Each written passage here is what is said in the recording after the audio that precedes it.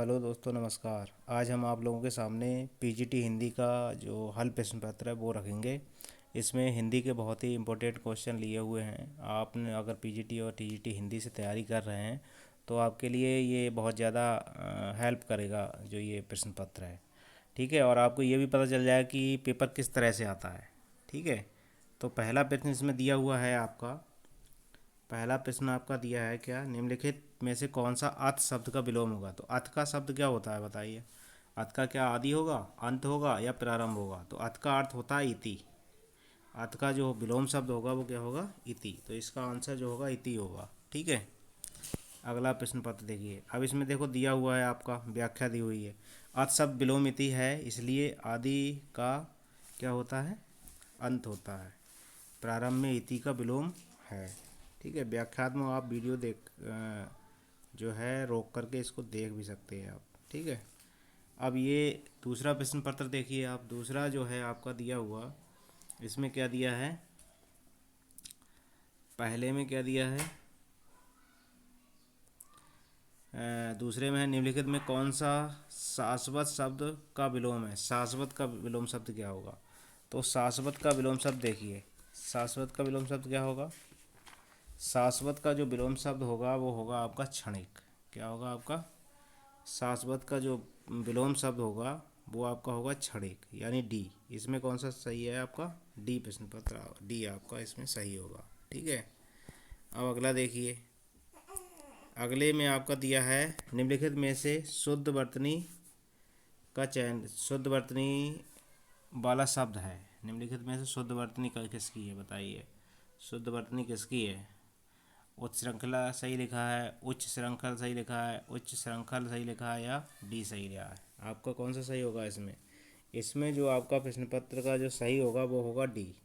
कौन सा, डी है इसका सही, उच्च श्रृंखल होता है। अगला प्रश्न देखिए, अगला है आपका चौथा प्रश्न पत्र। ठीक है, चौथे प्रश्न पत्र में आप देखिए ये क्या है इसमें दिया हुआ, यानी कि क्या दिया है इसमें, निम्नलिखित में से शुद्ध वर्तनी वाला शब्द है। ज्योत्सना सही है, या ज्योत्सना सही है, ज्योत्सना सही है, या ज्योत्सना सही है। तो इसमें जो चौथा जो क्वेश्चन है इसमें आपका कौन सा सही होगा, ज्योत्सना कौन सा, पहला। पहला जो है आपका ज्योत्सना, ये जो है वो सही होगा, शुद्ध वर्तनी वाला। अब देखिए इसमें आपका दिया है अगला प्रश्न, पाँचवा। कौन सा दिया है, पाँचवा प्रश्न दिया हुआ है। ठीक है, अब पाँचवें में देखिए, पाँचवें में क्या है। पाँचवें में आपका क्या दिया है, पाँचवा आपका है दिया हुआ निम्नलिखित में से शुद्ध वर्तनी वाला शब्द है। शुद्ध किसकी वर्तनी है ये बताइए, शुद्ध वर्तनी किसकी है बताइए। आपका सदृश सही है, सदृश सही है, या सदृश सही है, या सदृश सही है। पाँचवें का कौन सा सही होगा, पाँचवें का होगा सदृश। ठीक है, ये आपका सही है। अगला प्रश्न देखिए, अगला प्रश्न है आपका,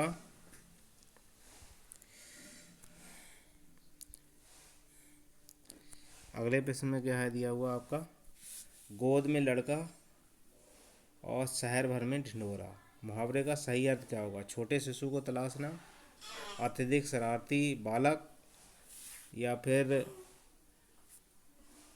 छोटे शिशु को तलाशना, अत्यधिक शरारती बालक, और है अगला आपका होगा चौथे में क्या दिया है आपका, पास में वस्तु रहते हुए भी चारों ओर खोजना, या छोटे बाल की प्रशंसा। तो इसका आपका जो होगा सही वो होगा ये, पास में वस्तु रहते हुए भी चारों ओर खोजना।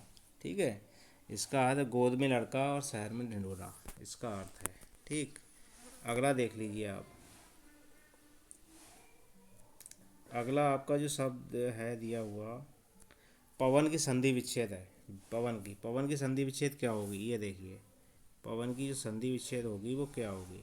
ठीक है, पवन की संधि विच्छेद क्या होगी, पोधन अन होगी, पवधन अन होगी, पाधन अन अवन होगी, या पवधन ना होगी। तो इसकी होगी पोधन ना। ठीक है, पवन, पवन का क्या होगा, पोधन, पो प्लस अन यानी पवन। ठीक है, इसका पहला सही होगा। अगला देखिए, अगला जो है आपका दिया हुआ इसमें, इसमें निम्नलिखित में से द्वंद्व समास का शब्द है द्वंद्व समास। इसमें देखिए द्वंद्व समास किस में होगा बताइए। द्वंद्व समास 8वीं में कौन सा होगा? आजकल, रातों रात, या वीर पुरुष, या दिन दिन। ठीक है, तो इसमें जो समास द्वंद्व समास होगा वो द्वंद्व समास होगा आपका आज और कल में। ठीक है, आज और कल में द्वंद्व समास होगा। ठीक है, क्योंकि इसमें दोनों पदों की प्रधानता होती है, वहाँ पर क्या होता है? द्वंद्व समास होता है। ठीक है,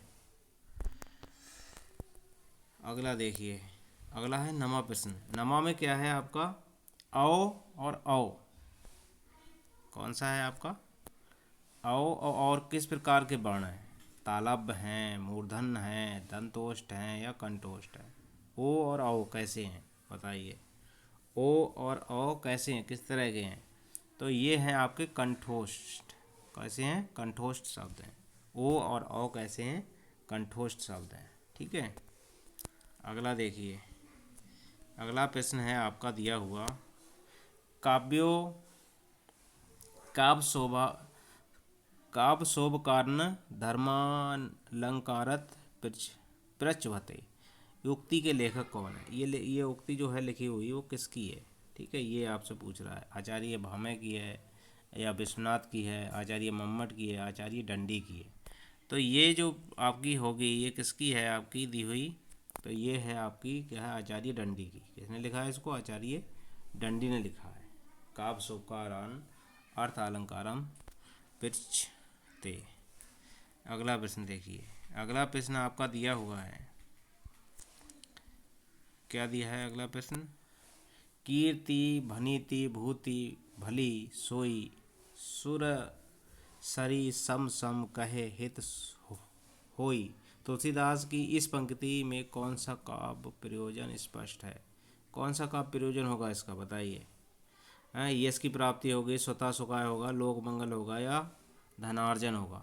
इसकी जो आंसर होगा वो क्या होगा बताइए।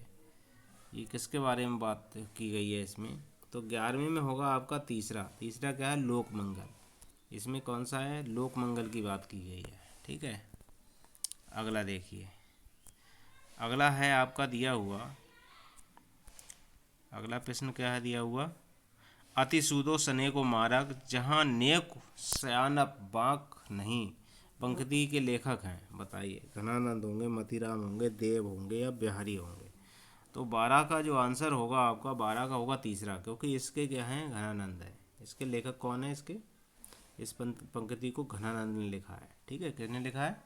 घनानंद। अति सूधो स्नेह को मारक जहाँ नेको सयानप बांक नहीं। ठीक है, यह है घनानंद की पंक्ति आपकी दी हुई। अब अगला देखिए, अगला प्रश्न जो आपका दिया है वो है आपकी, सर्वपाद को हिंदी का प्रथम कवि माना। सर्वपाद को हिंदी का प्रथम कवि किसने माना है बताइए। तो ये माना है आपका राम कुमार वर्मा जी ने। किसने माना है? राम कुमार वर्मा ने सर्वपाद को हिंदी का प्रथम कवि माना है। अगला देखिए, अगला जो प्रश्न है आपका दिया हुआ, अगला प्रश्न देखिए, अगला प्रश्न क्या है दिया हुआ?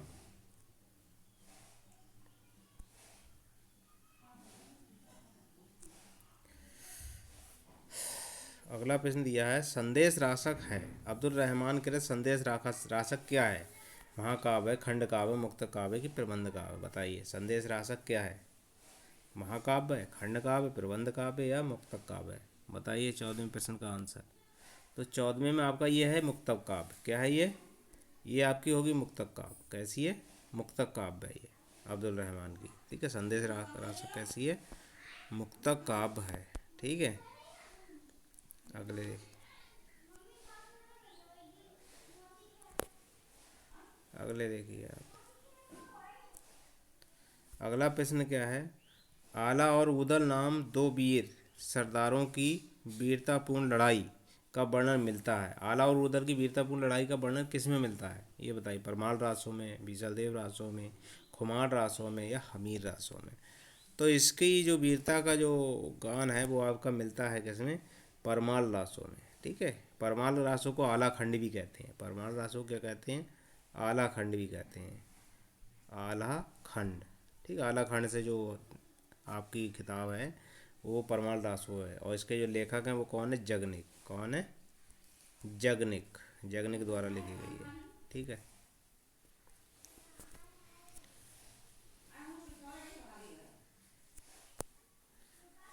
राम रक्षा स्रोत रचना के लेखक हैं। राम रक्षा स्रोत लेखक के रचनाकार कौन है? राम रक्षा स्रोत के लेखक कौन है? राम रक्षा स्रोत के लेखक कौन है बताइए? 16 का। केशव दास हैं, नावा दास हैं, ईश्वर दास हैं या रामानंद हैं? बताइए, राम रक्षा स्रोत के लेखक कौन है आपके? 16वें का। तो 16वें का होगा आपका रामानंद। कौन है इसके? इसके हैं आपके रामानंद जी। कौन है? रामानंद। राम रक्षा स्रोत जो है उसके लेखक हैं आपके रामानंद। ठीक है, किसने लिखा? ये रामानंद द्वारा लिखा गया है। अगला प्रश्न देखिए, सुजान विनोद के रचनाकार कौन है? सुजान विनोद किसके द्वारा लिखी गई? घनानंद या देव, पद्माकर या मतीराम? सुजान विनोद किसके द्वारा लिखी गई है? सुजान विनोद जो दी लिखी गई है वो है आपकी देव के द्वारा। किसके द्वारा लिखी गई है? देव के द्वारा। ठीक है, सुजान विनोद जो रचना है वो देव की है। अगला प्रश्न देखिए, 18वां जो है, चिंतामणि द्वारा रचित प्रबंध काव्य है। चिंतामणि ने कौन सा प्रबंध काव्य लिखा है बताइए? कृष्ण रचित है, काव्य विकास है, या फिर श्रृंगार मंजरी है, या रसविलास है? चिंतामणि का कौन सा है? तो 18वें का आप देखिए, चिंतामणि का है काव्य प्रकाश। कौन सा है? काव्य प्रकाश जो रचना है वो चिंतामणि की है। ठीक है। अगला देखिए, अगला आपका दिया है, हिंदी का पहला समाचार पत्र उदंत मार्तंड कब प्रकाशित किया गया था? कौन से सन में? उदंत मार्तंड जो है वो कितने में हुआ था? 1840 में, 1826, 1844, 1830। ये हुआ था आपका 1826 ईस्वी में। सन 1826 ईस्वी में ये प्रकाशित हुआ था। ठीक है। और कहाँ से हुआ था? ये कलकत्ता से। और था कैसा? साप्ताहिक। ठीक है। अब अगले देखिए, 20वां प्रश्न। 20वां प्रश्न आपका दिया हुआ है,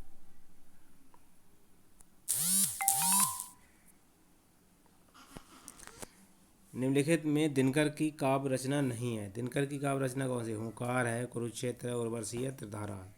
तो इसमें जो है त्रिधारा जो रचना है वो आपकी इनकी नहीं है।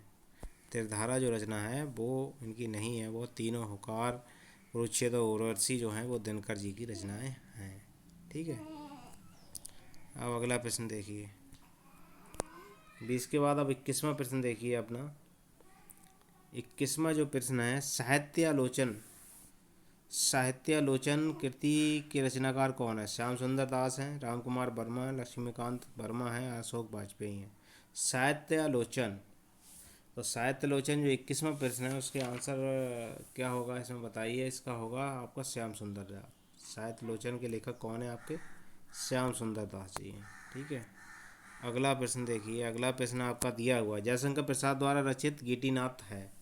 गीतिनाट्य कौन सा है? रामश्री है, करुणालय है, विशाख है, या ध्रुव स्वामी है? ठीक है, गीतिनाट्य। ठीक है, ये कौन सा होगा आपका? राजश्री होगा, करुणालय होगा? कौन सा है गीतिनाट्य? तो गीतिनाट्य आपका होगा कौन सा? करुणालय। करुणालय कैसा है? गीतिनाट्य है। ठीक है, करुणालय कैसी रचना है? गीतिनाट्य। ठीक है। अगला देखिए, अगला प्रश्न है आपका, प्रेमचंद द्वारा उर्दू भाषा में लिखा गया उपन्यास बाजार हुस्न हिंदी का रूपांतरण है। बाजार हुस्न जो है वो किस नाम से हिंदी में रूपांतरण किया गया? कायाकल्प, सेवा सदन, रंगभूमि या गबन? तो इसमें जो होगा आपका 23 का आपका सेवा सदन। बाजार हुस्न को क्या लिखा गया है आपका? सेवा सदन नाम से। किस नाम से रूपांतरण हुआ है? सेवा सदन नाम से हुआ है बाजार हुस्न का। अब अगला प्रश्न देखिए जो है, रंगमंच पर पर्दे के पीछे का स्थान क्या कहलाता है? रंगमंच पर पर्दे के पीछे का स्थान क्या कहलाता है बताइए? पृष्ठ मंच होता है, दर्शक शीर्ष होता है, नेपथ्य होता है, या कलाकार दीर्घा होता है? इसको क्या कहेंगे बताइए? रंगमंच में पर्दे के पीछे के स्थान को क्या बोलते हैं? तो 24 का इसका होगा आपका तीसरा, यानी नेपथ्य बोलते हैं। इसको क्या बोलते हैं? नेपथ्य, पर्दे के पीछे के स्थान को। ठीक है। अगला देखिए, प्लाट का मोर्चा। प्लाट का मोर्चा शमशेर बहादुर सिंह की कृति है। प्लाट का मोर्चा किसकी है? शमशेर बहादुर सिंह की। और ये कहानी है कि संस्मरण है कि रिपोर्ट ताज है या यात्रा व्रत है? बताइए प्लाट का मोर्चा क्या है इनका। तो प्लाट का जो मोर्चा है वो है आपका रिपोर्ट ताज इनका। प्लाट का मोर्चा क्या है? शमशेर बहादुर सिंह का रिपोर्ट ताज है। ठीक है। अगला 25 के बाद 26वां प्रश्न देखिए आप। काला जल उपन्यास के लेखक कौन है? काला जल उपन्यास किसका है? बंदी उजम्मा है, उमेश बख्शी का है, सानी का है या कृष्णा सोबती का है? तो काला जल जो है वो 26 में से कौन सा है आपका? सानी का है। किसका है आपका? ये सानी के द्वारा लिखा गया है। काला जल उपन्यास जो है किसके द्वारा लिखा गया है? सानी के द्वारा। ठीक है। अब देखिए आप, अगला प्रश्न है आपका दिया हुआ, मैं उस जनपद का कवि हूँ। वाक्य रचना किस कवि की है? मैं उस जनपद का कवि हूँ। नागार्जुन का है, रागे राघव है, त्रिलोचन है, केदारनाथ अग्रवाल है। 27वें का बताइए। तो 27वें का जो होगा आपका वो तीसरा होगा। कौन है इसके? त्रिलोचन। कौन होंगे इसके रचनाकार? इसके रचनाकार हैं आपके त्रिलोचन। ठीक है। मैं उस जनपद का कवि हूँ। अब देखिए, एक पति के नोट्स किसकी रचना है? बताइए। गिरिराज किशोर की, गोविंद मिश्र की, राया राजी सेठ की। ये है महेंद्र भल्ला की। किसकी है? महेंद्र भल्ला। एक पति के नोट्स, महेंद्र भल्ला। ठीक है। 28 वाला, 28 क्वेश्चन हो गए आपके। अब देखिए आप 29वां क्वेश्चन। 29वां प्रश्न देखिए आप अपना, इस सीरीज का 29वां प्रश्न है,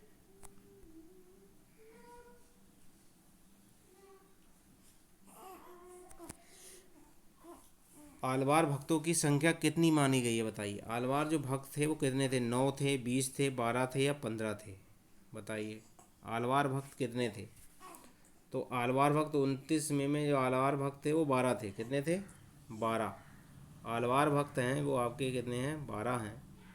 तीसरा क्वेश्चन सही होगा। और अगर आलवार भक्त 12 हैं और अगले सीरीज देखिए, अगले क्वेश्चन में क्या है आपका दिया हुआ, प्रेमचंद सामंत का मुंशी पुस्तक के लेखक हैं।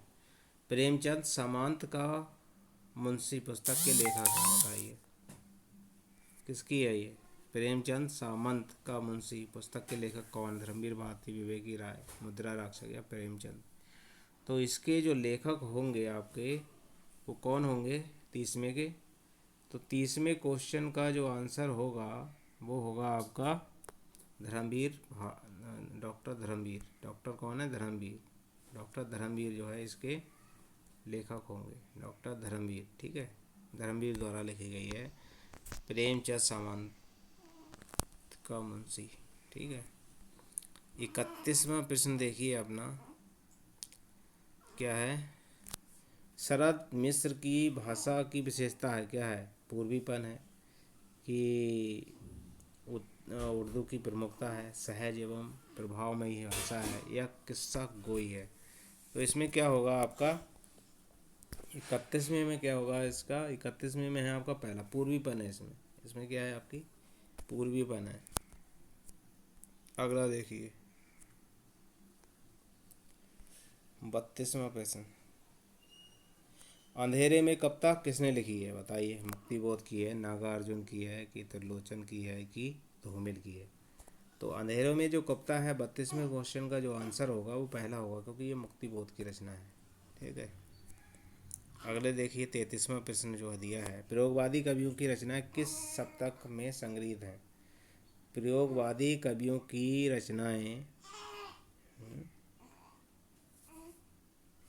रचनाएं किस सप्तक में संग्रहित हैं? प्रयोगवादी कवियों की रचनाएं किस, बताइए। प्रयोगवादी तार सप्तक में, दूसरे में, तीसरे में या चौथे में? प्रयोगवादी की। तो 33वें का जो आंसर होगा वो होगा तार सप्तक में। कौन से में है? तार सप्तक, यानी पहला तार सप्तक जो है उसी में प्रयोगवादी कवियों की रचनाएं छपी हुई हैं। ठीक है। अगला प्रश्न आप देखिए 34वां, उज्ज्वल नीलमणि किसका ग्रंथ है? उज्ज्वल नीलमणि किसका ग्रंथ है? 34वें का उज्ज्वल नीलमणि किसका ग्रंथ है? बताइए। यह है रूप गोस्वामी का। किसका है लिखा हुआ? रूप गोस्वामी ने लिखा है उज्ज्वल नीलमणि। ठीक है। अगले देखिए आपका प्रश्न है, रूपकों का बादशाह किसे कहा जाता है? रूपकों का बादशाह किसे कहा जाता है बताइए। 35वें का बताइए। 35वां क्वेश्चन 35वें का है तीसरा, यानी कबीरदास को। किसको कहा जाता है? कबीरदास जी के लिए। रूपकों का बादशाह जिसे कहते हैं कबीरदास जी के लिए। 36वां प्रश्न देखिए,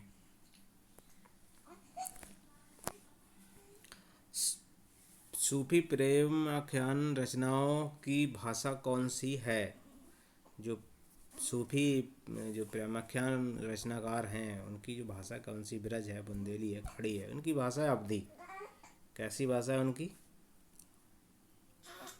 अवधी भाषा है। ठीक है। 36वें का पहला।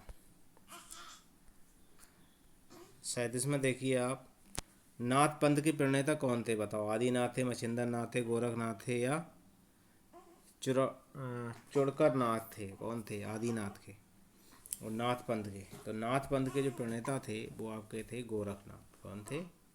आपके गोरखनाथ हैं। 38वां प्रश्न देखिए अपना,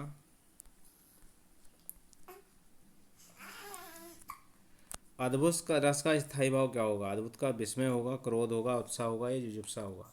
तो अद्भुत का होता है विस्मय। अगला प्रश्न देखिए,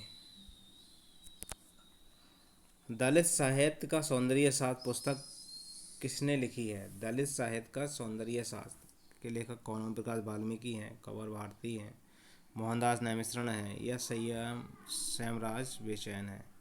स्वराज सिंह बेचैन है। बताइए 39 का कौन सा होगा? तो 39 का आपका होगा पहला, ओम प्रकाश वाल्मीकि। दलित साहित्य का सौंदर्य शास्त्र किसके द्वारा लिखी गई? ओम प्रकाश वाल्मीकि द्वारा लिखी गई है। ठीक है। अगला प्रश्न देखिए, कंधा का तत्सम क्या होगा? कंधा का स्कंद होगा या स्कंद होगा या कछु होगा या कंतु होगा? बताइए क्या होगा? तत्सम क्या होगा? तत्सम जो कि संस्कृत के से ज्यों का त्यों ले लिया जाता है उसे तत्सम शब्द कहते हैं। तो 40 का जो होगा उसका होगा दूसरा, यानी स्कंद। क्या होगा? कंधे का जो शब्द होगा स्कंद होगा, उसे तत्सम शब्द का स्कंद कहते हैं। 41वां देखिए, रेखाएं बोल उठी। रेखा चित्र किसके द्वारा लिखा गया है? रेखाएं बोल उठी किसके द्वारा लिखा गया है? शांति प्रिय द्विवेदी, सूरज शिवपूजन सहाय, उपेंद्र नाथ दास या देवेंद्र सत्यार्थी? रेखाएं बोल उठी किसके द्वारा लिखा गया? देवेंद्र सत्यार्थी द्वारा। ठीक है। पहला प्रश्न सही है। 42वां प्रश्न देखिए अपना, 42वें में है, साधना गद्य काव्य किसने लिखा है? साधना गद्य काव्य किसके द्वारा लिखा गया है? बताइए। साधना राय कृष्णदास, दिनकर आगे या माखनलाल चतुर्वेदी? तो साधना जो लिखा गया है वो लिखा गया है राय कृष्णदास द्वारा। किसके द्वारा? राय कृष्णदास द्वारा। अब अपना देखिए 43वां क्वेश्चन, नामवर सिंह की पुस्तक दूसरी परंपरा की खोज, दूसरी परंपरा की जो खोज है किस पर आधारित है, किस पर केंद्रित है? ये है लिखा हुआ आपका, किस पर केंद्रित है? दूसरी परंपरा की जो खोज है वो किस पर है लिखी हुई आपकी? हजारी प्रसाद द्विवेदी पे, जयशंकर प्रसाद, प्रेमचंद या जगदीश गुप्त? ये है आपकी प्रेमचंद पर। डॉक्टर नामवर सिंह की दूसरी परंपरा की खोज जो पुस्तक है वो प्रेमचंद के ऊपर लिखी हुई है। ठीक है। 43 का आपका कौन सा होगा? चौथा सही होगा। अगला प्रश्न देखिए, आपका बंटी क्या है? आपका बंटी उपन्यास किसने लिखा? बताइए। मन्नू भंडारी ने, निरुपमा शिवानी ने या राजी सेठान ने? राजी सेठ। तो आपका बंटी जो लिखा है वो लिखा है आपका मन्नू भंडारी ने। आपका बंटी किसके द्वारा लिखा गया? मन्नू भंडारी द्वारा। ठीक है। अब है 45वां प्रश्न है आपका। 45 प्रश्न देखिए आप, नई कहानी आंदोलन के प्रमुख कहानीकार हैं। नई कहानी आंदोलन के प्रमुख कहानीकार कौन है? मोहन राकेश हैं, जैनेन्द्र हैं, यशपाल हैं, इराचंद जोशी हैं? नई कहानी आंदोलन के प्रमुख कहानीकार कौन है? बताइए। 45 में आपका होगा पहला, यानी मोहन राकेश। नई कहानी के जो आंदोलन के कहानीकार हैं वो हैं आपके मोहन राकेश। 46वां प्रश्न देखिए आपका, उपमा, पद, लालित और अर्थ गौरव की दृष्टि से एक साथ तीनों गुणों से युक्त कौन सी संस्कृत कवि प्रसिद्ध है? ठीक है, उपमा, पद लालित और अर्थ गौरव की दृष्टि से एक साथ तीनों गुण से युक्त कौन से संस्कृत कवि? बताइए, कालिदास, भारवी, दंडी या माघ? बताइए 40 में का। तो 40 में का होगा चौथा, ये माघ ऐसे हैं कवि। ठीक है, माघ कवि। तो माघ कवि ऐसे हैं, चौथा प्रश्न है, जिसमें उपमा, पद लालित और अर्थ गौरव की दृष्टि तीनों जो गुण हैं वो मिलते हैं। अगला प्रश्न देखिए अपना अपना अगला को प्रश्न है आपका 47वां।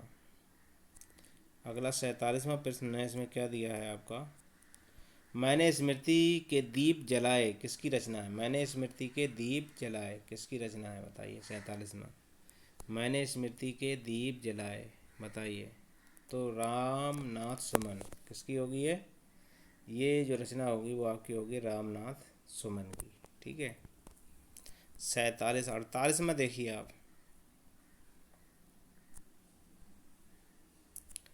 48 में प्रश्न है, निम्नलिखित पंक्तियों में कौन सा अलंकार है? नाक का मोती अधर की कांति से, बीच उड़ीम पे समझकर भ्रांति से, देख कर सहसा हुआ सुख मौन है, सोचता है अन्य सुख यह कौन है? बताइए इसमें कौन सा अलंकार है? संदेह, भ्रांतिमा, प्रतीक या दिग्दर्श? तो इसमें जो आपका होगा 48 का, 48 में होगा दूसरा, कौन सा? भ्रांतिमान है इसमें। ठीक है, यहाँ पर भ्रम पैदा हो रहा है। 49वां प्रश्न देखिए, निम्नलिखित पंक्तियों में कौन सा अलंकार है? एक म्यान में दो तलवारें कभी नहीं रह सकती हैं, किसी और पर प्रेम नारियां पति का क्या सह सकती हैं? ये किसके द्वारा लिखा गया है 49 का? तो ये लिखा गया है आपका दृष्टांत। इसमें क्या है?